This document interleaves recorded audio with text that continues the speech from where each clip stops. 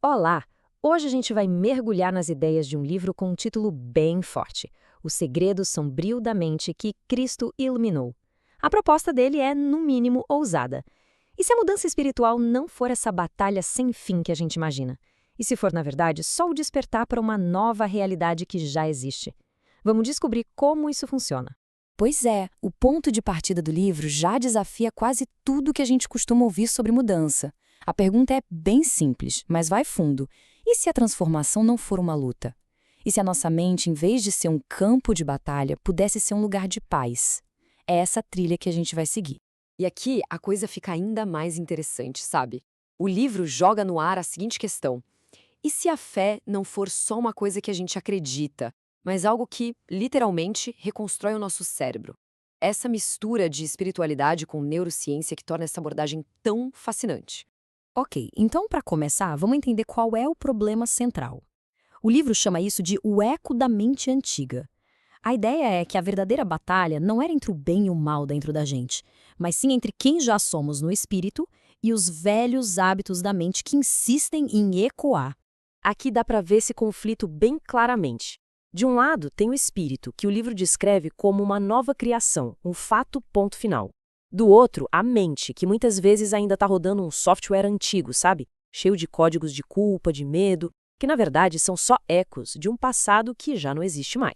E aqui, gente, é que a ficha começa a cair. O livro defende que aquele tal de velho eu não é um inimigo real para a gente lutar contra.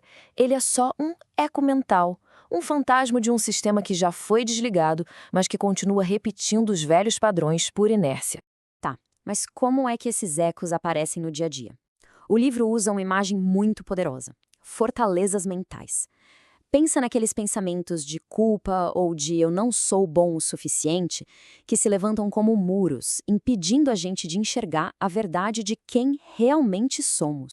Certo. Agora, vamos para a ciência por trás de tudo isso. A segunda parte do livro é a que conecta essa jornada espiritual com a neurociência e mostra que a tal renovação da mente não é só uma metáfora bonita, mas um processo biológico real. Olha só que incrível a biologia da crença em ação. De um lado, quando a gente vive em pensamentos de culpa e medo, o nosso cérebro de sobrevivência, o sistema límbico, é ativado e inunda o corpo com cortisol, o hormônio do estresse. Do outro lado, quando o foco é na graça e na fé, quem entra em ação é o nosso centro de comando, o córtex pré-frontal, liberando serotonina, que traz calma, bem-estar. Então, a grande sacada aqui é a seguinte: a graça faz muito mais do que perdoar. Ela literalmente reorganiza o cérebro. Não é só teologia, é biologia. A experiência da graça pode, de fato, tirar o cérebro do modo de luta ou fuga e reconfigurar a química dele para um estado de paz. E tem um nome para isso, sabia?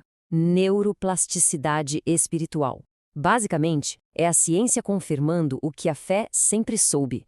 Focar em verdades espirituais pode sim criar novos caminhos neurais no nosso cérebro, mudando fisicamente a forma como a gente percebe o mundo. Ok, legal, a teoria está entendida. Mas e na prática? Como é que a gente faz isso acontecer no dia a dia? É o que essa próxima parte mostra, com os exercícios que o livro propõe para fazer esse realinhamento mental. Esse aqui é o exercício de alinhamento consciente. É um processo de 4 passos bem simples. Primeiro, identifique aquele pensamento negativo que sempre volta. Segundo, reconheça que ele é só um eco, não é quem você é. Terceiro, conscientemente troque-o por uma verdade. E o passo mais importante, o quarto, não brigue com o pensamento. Apenas permita que a verdade o substitua naturalmente.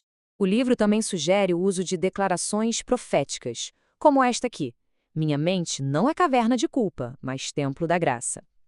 Elas são chamadas de proféticas não porque prevêem o futuro, mas porque elas declaram a realidade espiritual que se quer construir na mente, em vez de descrever como a gente se sente no momento. E tem também uma prática diária que o livro chama de sintonizar o reflexo. A ideia é declarar todo dia verdades sobre a sua identidade. Por exemplo, eu não sou o que eu faço, eu sou o que Cristo fez por mim. A lógica é simples, o cérebro vai se moldando àquilo que a gente consistentemente escolhe acreditar. E no fim das contas, qual o resultado de tudo isso? A última parte da nossa análise explora o grande objetivo: aprender a viver não a partir do esforço, mas de um lugar que o livro chama de descanso ativo. Olha, a diferença entre as duas mentalidades é gritante. limitante. A mentalidade antiga é toda baseada no esforço, lutar para ser aceito, reagir com base no medo. A nova consciência é sobre fluidez, viver a partir de uma aceitação que já existe, responder com base na verdade e fluir a partir da graça. É como trocar o sistema operacional da mente por completo.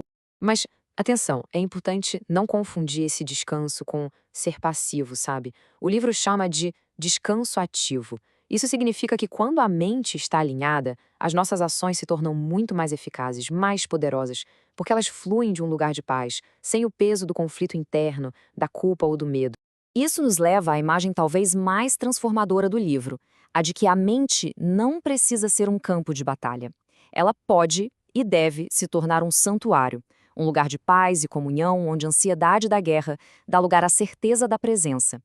E para a gente fechar, o livro deixa uma pergunta no ar que, olha, vira tudo de ponta cabeça. E se o descanso não for fraqueza, mas for, na verdade, a maior fonte de força que existe? Uma ideia que convida a gente a simplesmente parar de lutar e voltar para casa, para quem a gente já é,